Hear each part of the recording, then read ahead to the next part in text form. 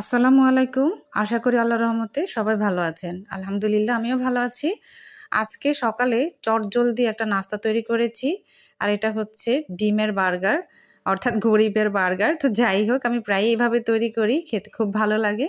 Share করছি একটু আপনাদের সাথে। তো আমি প্রথমে একটি কড়াইতে সামান্য একটু তেল দিয়ে নিয়েছি। তেলটা গরম হলেই তাতে আমি ডিম দিয়ে নিলাম। ডিমের উপরে আমি কিছুটা লবণ দিয়ে নিলাম, তারপরে মরিচের গুঁড়ি দিলাম, তারপরে গোলমরিচের গুঁড়ি দিয়ে নিলাম সামান্য। তারপর এটাকে উল্টে পাল্টে ভেজে নেব।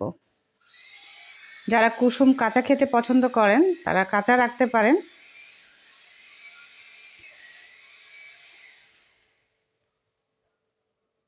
হয়ে গেছে, এবার আমি তুলে নিচ্ছি। এভাবে আমি 3টি ডিম তৈরি করে নিয়েছি। তারপরে এই যে এখানে দেখতে পাচ্ছেন বানগুলি, এগুলি আমরা যে কোনো মুদি দোকানে বা চা বিক্রি করে যে বাহিরে, সেই সব দোকানে কিন্তু আমরা পাই, 10-15 টাকা করে নেয়। তো আমি সেগুলোই এনেছিলাম। তারপরে আমি মাঝখান থেকে একটু কেটে নিয়েছি।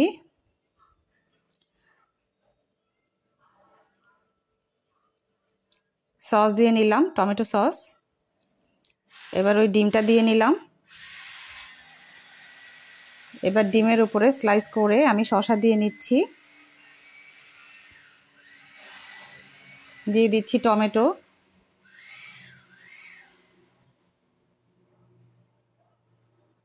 এর উপরে দিয়ে দিচ্ছি পেঁয়াজ। বাস তৈরি হয়ে গেল আমার ডিমের বার্গার। চটজলদি কিন্তু এভাবে তৈরি করে খাওয়া যায়, সকালে বিকেলে বা বাচ্চাদের টিফিনে এভাবে দেওয়া যায়। আর খেতে কিন্তু খুবই ভালো হয়।